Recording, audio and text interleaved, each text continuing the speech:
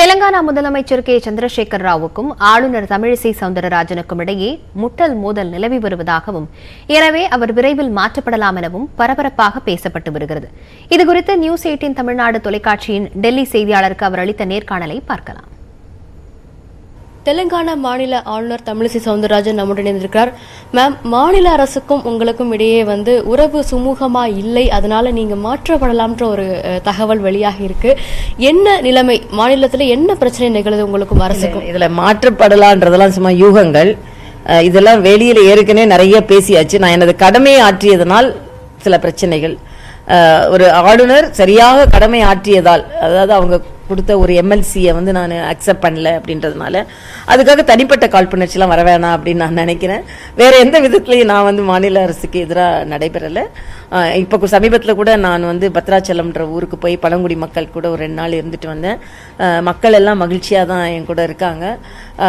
அதாவது ஒரு மத்திய அரசு எதிர்ப்பு என்ற ஒரு அரசியலை எடுத்த அப்புறம் ஆளுநரையும் எதிர்க்க வேண்டும் அப்படின்ற ஒரு கொள்கை முரண்பாடு வந்திருக்கிறதே தவிர வேற ஒன்றும் இல்லை அப்படின்றதான் எனது கருத்து.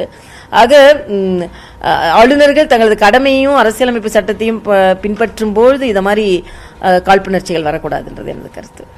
இப்ப பொதுவா யூனியன் பிரதேசங்கள் டெல்லியா இருக்கட்டும், இதற்கு முன்னதா புதுச்சேரியா இருக்கட்டும், தற்பொழுது தமிழகத்திலும் கூட இந்த பிரச்சனைகள் எழுந்துகிட்டு இருக்கு. ஸோ தமிழ்நாட்டில் இருக்கிற பிரச்சனை அப்படின்றத நீங்க எப்படி பாக்குறீங்க, ஆளுநருக்கும் முதல்வருக்கும்? ஏன்னா தேநீர் விருந்தை கம்ப்ளீட்டா புறக்கணிச்சிருக்காங்க தமிழக அரசு.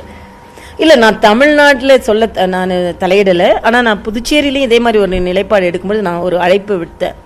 தயவு செய்து அழைப்புகளாக மட்டுமே பாருங்கள், அழைப்புகளை அரசியலாக பார்க்காதீர்கள். அது மட்டும் இல்லை, நம்ம நாடு காமராஜர் அண்ணாவை மதித்தார்கள், அண்ணா காமராஜரை மதித்தார்கள், பெரியாரை காமராஜர் மதித்தார், காமராஜர் பெரியார் மதித்தார்கள்.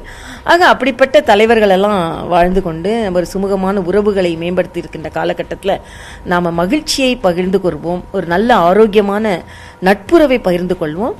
அவங்க அலுவலகத்தில் சில முரண்பாடுகள் இருக்கலாம், அது வெளிப்பாடியான முரண்பாடுகளாக இருக்கலாமே தவிர காழ்ப்புணர்ச்சிகளாக மாற வேணாம். அதாவது அழைப்புகளை அன்பான அழைப்புகளாக மட்டும்தான் பாருங்கள் என்று நான் சொல்லியிருந்தேன்.